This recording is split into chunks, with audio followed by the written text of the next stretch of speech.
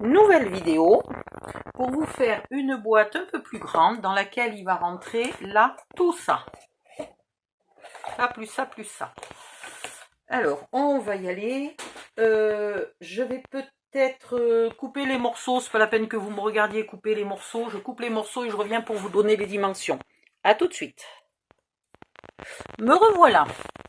Donc pour la boîte un peu plus grande, ce n'est pas compliqué. Vous prenez de la cartonnette style boîte de céréales,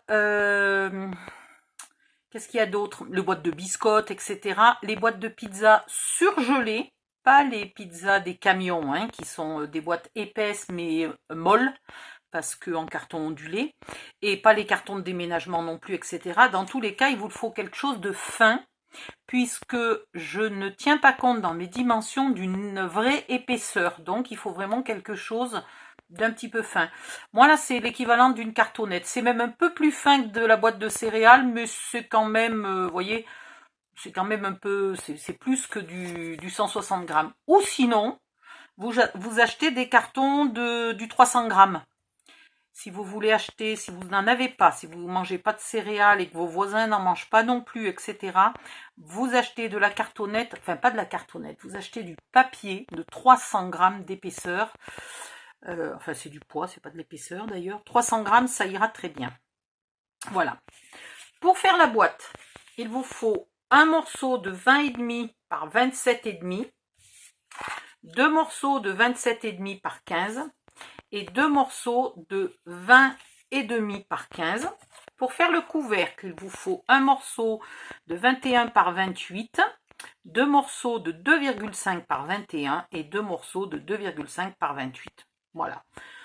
Pour le reste, je vous mets le tuto de la boîte taille normale, la taille 10 cm de haut. Je vous mets les liens vers le tuto, donc vous saurez, maintenant vous avez les dimensions et vous avez le tuto de la boîte qui est un peu plus basse. Et vous faites la même méthode, c'est-à-dire les baguettes là. Donc j'ai gardé toutes mes chutes pour faire des baguettes. Voilà pourquoi j'ai fait les boîtes avant, parce que ça c'est une couleur que je n'avais pas encore utilisée. Et je n'avais donc pas de chute suffisante. Donc là, je me suis gardé plein de chutes en faisant tous mes casiers, là.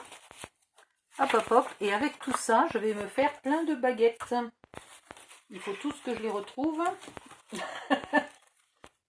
Vous pourriez très bien, ce n'est que du rangement, vous pourriez très bien faire votre boîte de cette couleur-là. Hein, les baguettes de cette couleur-là.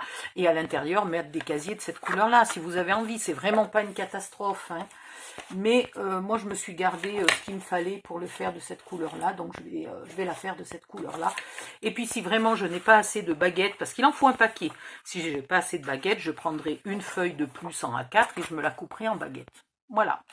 Donc, c'est parti pour faire la boîte. Et on se montrera le résultat à la fin en photo, parce que cette vidéo de tuto est terminée. Je vous souhaite une bonne nuit. Il doit être 1 ou 2 heures du mat'. Je vous souhaite une bonne nuit et à bientôt. Bye bye.